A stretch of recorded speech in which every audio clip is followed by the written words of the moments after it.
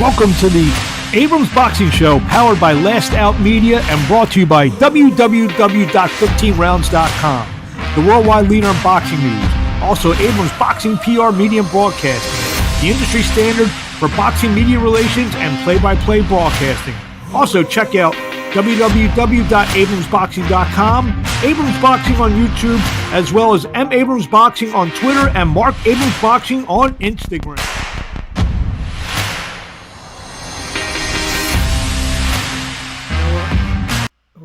Okay, we're recording now. I'm going to start again. We are live with the heavy-hitting diva, the WBC, WBO super middleweight champion of the world, Franchon Crews-Dezurn. What's happening?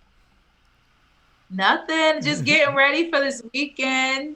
You know, it's a little tough during fight week, but it's, you know, the work is worth the prize in the end. Taking on Ashleigh Curry this Saturday night on DAZN, live from Dallas, Texas.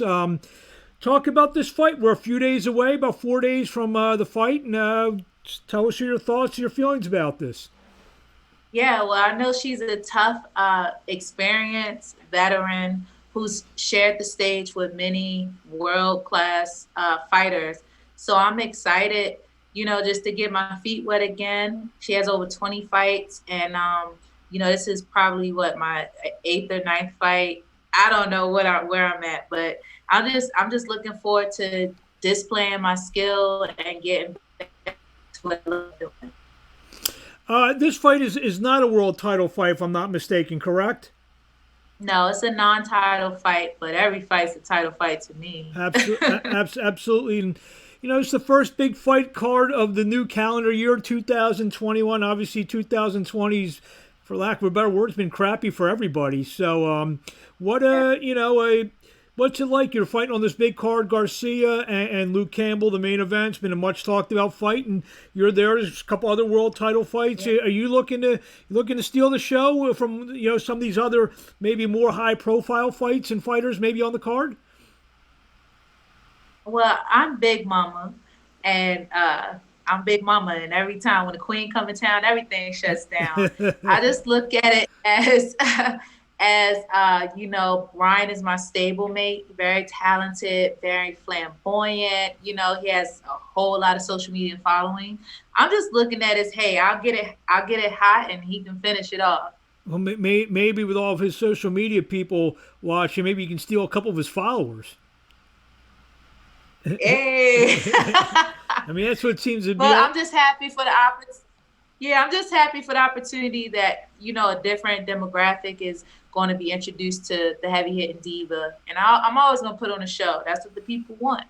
So, obviously, you know, I know you're not looking past Ashleigh. You've mentioned she's a veteran fighter. She's been in there with the best. But, you know, should you get by this fight on Saturday night, you know, there's bigger fish to fry out there. I mean, I looked down some of the super middleweights down box rec, and there are a couple other names. I know Alicia Napoleon Espinosa, she's rated up there. Christina Hammer now since her fight with Clarissa is now known to American fans. Or maybe those are two of the names that you could be looking at down the road. Yeah, like 2021, I'm in the prime of my life, in the prime of my career. Definitely want to go for undisputed. I think I can do that. I think I'm good enough. I know I'm good enough. Christina Hammer is a great fight for me as well. She's an experienced veteran with one loss and against, you know, Clarissa Shields. So I feel like that's a good fight that could be made. Alicia Napoleon, I've always said I wanted to fight her because she's just, you know, she's a former world champion, very talented. I think the talent pool is growing, and there's opportunities. Like, I can go up to heavyweight. I don't know the girl's name, Geneva. It's the heavyweight world champion. And if the cards are right and the bag is right and the stars align, who knows? I can go down to middleweight as well. I've interviewed several female fighters in the past several months, and there seems to be female fighting at this point. It seems to be on the rise, and from my opinion, you may know more, and obviously you are a very accomplished amateur your own right. You credit that to the Olympic movement with the last two Olympics featuring female boxing, got a lot more female fighters interested, and the talent pool has definitely deepened in a lot of these divisions. Yeah, well, I've been traveling the world fighting the top of that's my washer, sorry. I've been traveling the world since 2005 fighting the best of different countries. And once women had the opportunity to be in the Olympics, it definitely took the lid off because, you know, we fought so long with nothing in sight, but now to have Olympic glory and go into the professional ranks and use that to build a life, build a platform for yourself, secure a gratitude, definitely. So I'm just happy to be a part of all of that. First of all, you mentioned that the wash is going off. It's your fight week. Shouldn't Glenn be doing all this stuff this week? Listen, he's packed. He's more organized than me. I'm last minute, Linda, and I'm trying to wash. I got to pack. I got to finish sewing. I got to finish doing my hair. It's just like everything. After you, I'm shutting off from the world. well, you saved the best for last. And if people out there know we're talking about, her husband is a really good fighter in his own right, Glen Derringer. He's fought on a lot of the cards that I've worked on over the years, and they make a good cut. He just fought a month and got a TKO, second round TKO. So what's his record now? He's like 12-2-1. Yeah. So turn of Glen Derringer, and you know, I told DAZN when I'm finished, it's going to be called Dezurn. There you go. And Glenn's been on Showbox a couple times and fought some good fights.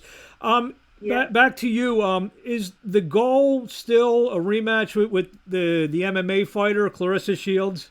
I say that joke. I love it. I say that jokingly, but Clarissa Shields, obviously, she's a terrific fighter, and everyone remembers that first fight that you guys had, your amateur rivals. And is at the end of the day, is it one of the big goals? I know you just mentioned maybe heavyweight down the middleweight, this person, that person. Is that rematch with Clarissa? I think that she's going for the glory, you know, and she's doing some amazing things. I'm working on doing amazing things. I think because of the relationship I have with her team and because we did that amazing pro debut, that's always on the table. But I feel like it's got to work for us because we did it for everybody else. It has to work for us.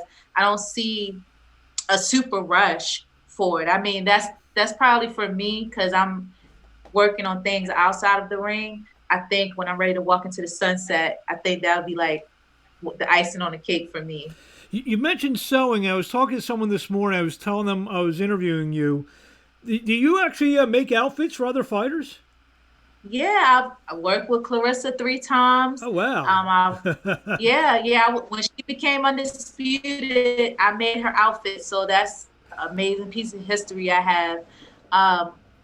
I've designed for Raquel Miller, Tierra Brown. I've worked with some guys. Of course, Glenn is my muse. I just put stuff together for him. But I've had the opportunity to work with some talented male fighters too.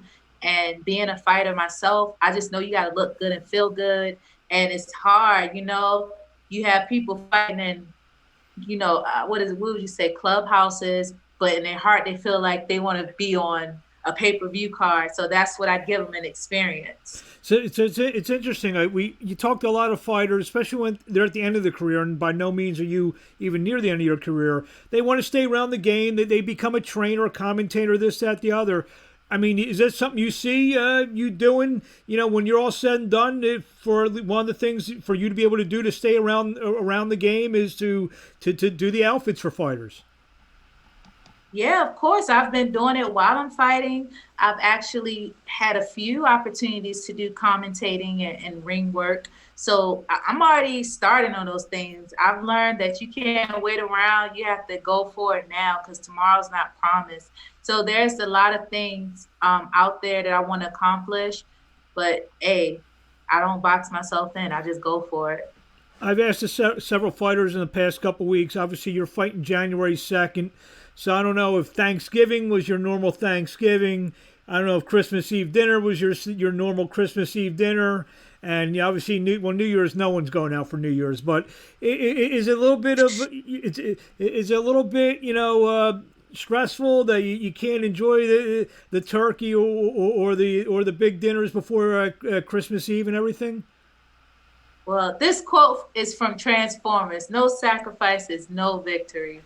I just know that it's so many boxers out there that don't have the opportunity to fight due to COVID and just the landscape of boxing, period. So I feel like I can miss a couple meals, I can tighten it up. And once I get through this and I'm victorious, I think me and Glenn are just going to take some time to ourselves, celebrate the positivity we've accomplished. But it was some moments I wanted to eat really good, but I couldn't. But after this fight, as long as I'm victorious, I'm going to eat real good. Real good. There you go. A couple last questions. What do you want to say to the fans out there before we see you on Saturday? Actually, from what I understand, the fights are starting pretty early on Saturday, and the main event is going to be around 6:30 Eastern time. So you may be in the ring sometime in the afternoon Eastern time. I don't know how it's all shaken out, but I think they're doing that to accommodate the English fans for Luke Campbell. So before we see you sometime on Saturday afternoon or early evening, what do you want to say to the fans? I just want to say that I plan to put on a great show. That's my English accent. And then yo quiero, gano mi pelea. That's for my Hispanic fans. I want to win. And I'm out here to have fun, entertain, and just, connect with everyone. 6 feet, of course. But just tune in. It's going to be a great show, and we're going to kick off 2021 in a big way. By the way, that's a lovely painting behind you. Is there a rhyme or reason? You want to explain that painting? Yes, it's actually Serafina from New York. Okay, we know Sarah. A artist, and she put that together for Glen's birthday. It's him, it's me, it's his mother and my mother. Both of our mothers are deceased, but and then on his arm is his sister's name, Brianna. So it's just showing he's a very family orientated man, and just to know that we all have his back. We're like his lioness to him being the king of the jungle. Well, next time I see and talk to Sarah, I'll definitely tell her that we got it in the interview, and I'll tell her it's definitely a nice piece of artwork there. So before we let you go, where do we find you on social media? You can follow me at THEHHDIVA, the HH Diva. That's on Instagram and Twitter. You can also follow my fashion page, the HH Dezurn. And on Facebook, it's Franchon Crews-Dezurn, the heavy hitting diva.